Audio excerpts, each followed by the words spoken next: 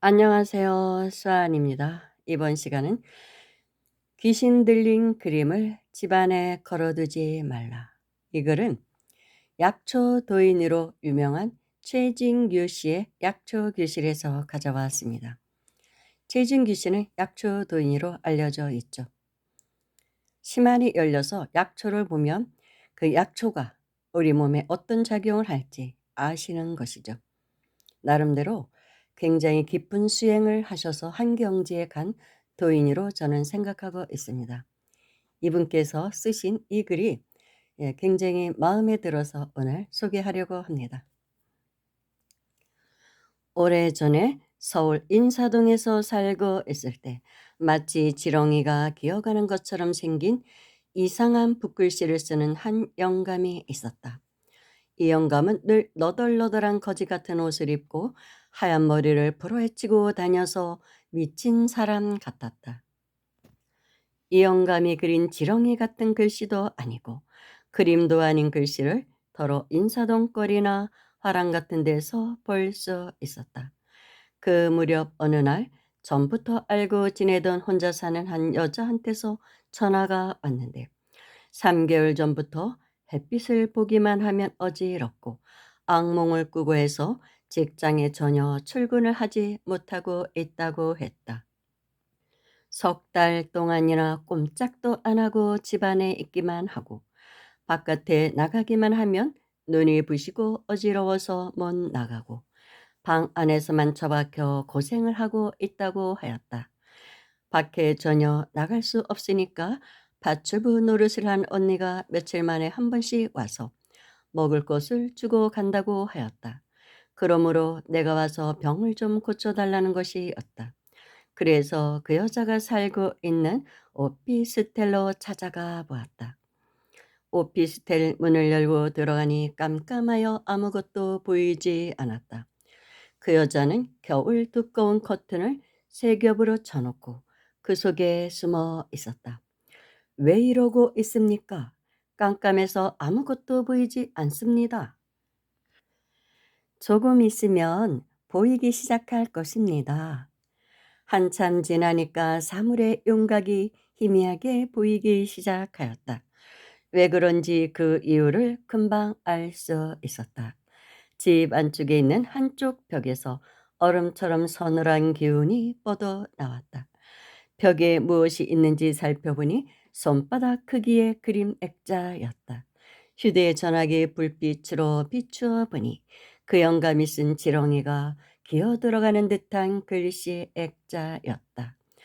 아니, 이것은 그 미친 영감이 쓴 글씨가 아닙니까? 맞습니다. 마치 지렁이가 햇빛 아래 나와서 꿈틀거리며 말라 죽어가는 듯한 글씨였다.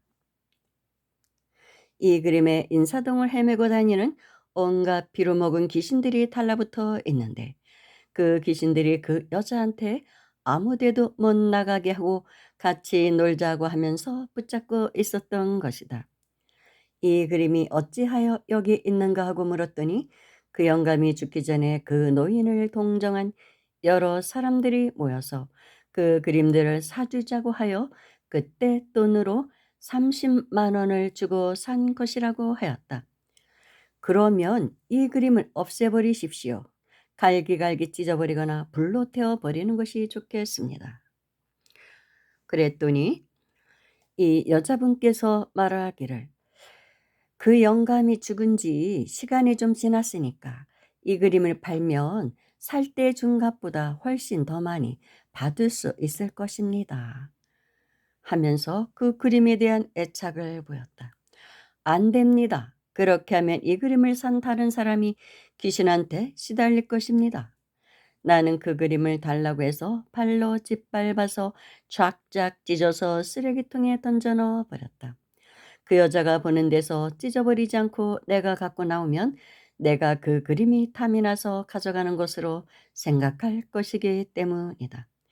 그림이나 공예품, 조각작품, 미술품 등은 영감을 받아서 그린 것이나 만든 것, 즉 신통한 것을 제일 경계해야 한다. 대개 그런 것에는 귀신이 붙어 있기 때문이다. 혼이 들어간 것은 무서워하고 피해야 한다. 반고흐, 샤갈, 피카소 따위의 화가들이 그린 그림을 집에 걸어두면 안 된다. 이런 그림들을 집안에 걸어두면 온갖 재수 없는 일이 다 생긴다. 귀신이 들어 미쳐서 제 귀를 자르고 자살한 사람을 두고 어찌 위대한 화가라고 칭송하는가. 이런 그림들을 박물관이나 미술관에 걸어두는 것은 괜찮다. 신필이라거나 영감을 받았다거나 계시를 받아서 만들거나 그렸다고 하는 것을 절대로 집안에 걸어두지 말라. 우리나라에 흉한 기운이 담긴 그림을 그리는 사람들이 많이 있지만 여기서는 말하지 않겠다. 달마도에도 그런 기운이 나오는 경우가 많다. 이제 저는 여기서 이제 더 다른 이야기가 있는데 문제가 될 것 같아서 이제 그 얘기는 생략하고 저의 의견을 덧붙이자면 이 여자분께서 그 그림을 또 되팔고 싶어 했다고 하잖아요. 귀신이 붙어 있는 거 알면서 돈 욕심이 나서. 그러니까 그 여자 마음속에 그러니까 탁한 기운이 많았던 거예요. 이 내용을 볼 때는 그렇습니다. 그래서 그 그림을 사준 사람들이 그럼 다 그렇게 귀신에 시달리고 악몽을 꾸느냐. 근데 왜 이 여자만 더 유독 그런가? 그거는 본인에게 그런 기운이 있기 때문에 상응해서 그런 거예요. 다른 사람에게 가면 그 사람도 또 이런 영향을 받을 수 있을지도 모르는데 돈 생각이 나서 더 돈을 붙여서 팔고 싶어 한다는 그 자체가 좋은 마음자리라고 볼 수는 없죠. 우리 같으면 그냥 얼렁 태워버리고 싶겠죠. 태워버리는 것이 가장 좋죠. 찢은 다음에 태워버리는 것이. 그 탁한 그 기운을 없애버려야 되거든요. 그냥 찢기만 해서는 안 되고 태워버려야 됩니다. 태워버리는 것이 가장 좋습니다. 그런데 달마도도 어느 큰 스님께서 법문하시는 걸 들으니까 달마도도 함부로 집에 걸어두지 말라고 하시더라고요. 그 그림을 그린 사람이 정말 청정한 수행승이면 괜찮은데 맑은 기운이 나와서 그 그림을 걸어두면 오히려 좋은데 그 집안에 기운을 맑게 해주니까 정화시켜주니까 좋은데 그 그림을 그려서 먹고 살라고 한다거나 그럼 탁기가 들어간다는 거예요. 욕망의 기운이 들어가기 때문에 그 그림을 걸어두면 탐욕의 기운이 그 그림에서 나오기 때문에 내 안에 있는 탐욕도 같이 발동을 하기 시작합니다. 근데 내 안에 탐욕의 기운이 없으면 또 발동을 하지 않습니다. 그런데 그런 사람이 있습니까? 없잖아요. 누구나 탐욕을 다 갖고 있잖아요. 모든 기운은 서로 상응하게 되어 있어요. 그래서 좋은 기운을 가진 사람을 주변에 두라는 것이 그런 것 때문입니다. 같이 섞입니다. 파동이기 때문에. 다 경계가 없잖아요. 그래서 그런 그림을 걸어두지 말라고 하는 것입니다. 그 그림을 걸어두면 그 그림을 볼 때마다 내 안에 있는 잠재되어 있던 탐욕도 끌어올리게 됩니다. 분노라든지. 그래서 좋지 않으니까 걸어두지 말라. 그렇다고 우리가 뭐 판단할 수 있는 그런 경지는 아니잖아요. 저 그림이 정말 맑은 기운인지 탁한 기운인지 그것은 이제 수행을 많이 하신 분들이나 또 기감이 발달한 사람들은 느낄 수 있어요. 그렇지만 보통 사람들은 잘 못 느낍니다. 그러니까 아예 걸어두지 말라고 하신 것이죠. 근데 요즘 정말 달마도가 많이 들어갔더라고요. 한동안은 굉장히 인제 또 달마도 걸어두는 게 선풍적인 인기를 끌었죠. 잘 모르니까. 그런데 인제 되게 영감이 발달한 사람은 꿈을 통해서도 알 수 있어요. 그 그림에서 나오는 어떤 것을. 그래서 이제 이상하다. 그래서 어떤 물건이 하나 집에 들어왔을 때 그때부터 이상해지는 경우가 없지 않습니다. 전혀 그런 게 없는 거 아니에요. 그래서 옛날부터 동티라고 그래서 인제 그런 걸 조심해라 했던 것이죠. 탁한 기운이 묻어나오니까. 그런데 인제 이 최진기 씨 같은 경우는 그런 동티가 걸린 사람들, 동티로 장애를 받는 사람들, 그리고 빙의된 사람들을 위해서 그분은 천상 28수를 약으로 내놓으셨더라고요. 그 주문을 하면 엄청난 강한 기운, 별들에게서 오는 강한 기운으로 인해서 그런 탁한 기운이 타파가 되고 빙의된 사람도 내 안에 있던 영가, 그 귀신 들린 사람들이 떠난다는 거예요. 그런 작용을 멈추고. 그래서 굉장히 이 빙의된 사람들이 천상 28수를 잘 못 읽는다고 하시더라고요.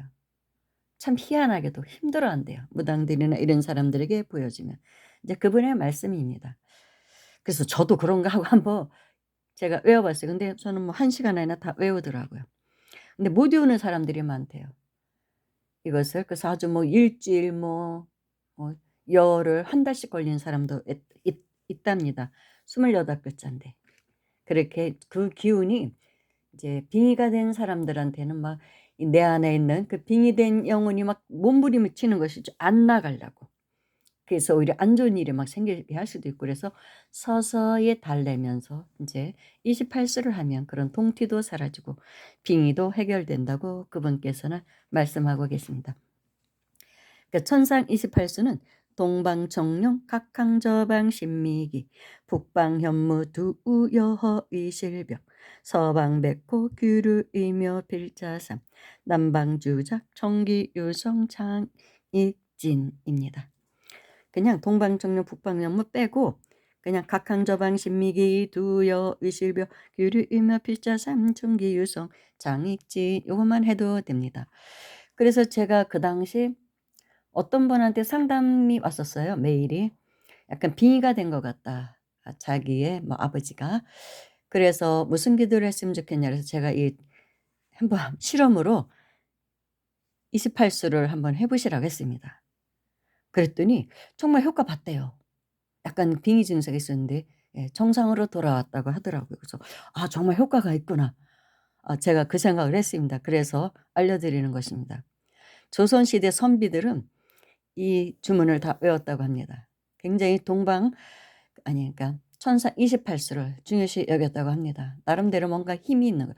별들에서 온 에너지를 우리는 받고 살고 있거든요. 그래서 그 영향이 있다는 것이죠. 28수 대표 별자리. 그냥 이름도 이런 게 그냥 짓는 게 아니에요 그래서. 뭐 불교 신도 같으면 능음자면 좋죠. 근데 너무 길으니까 제가 짧게 이렇게 한번 부탁을 드려 본 적이 있습니다. 감사합니다.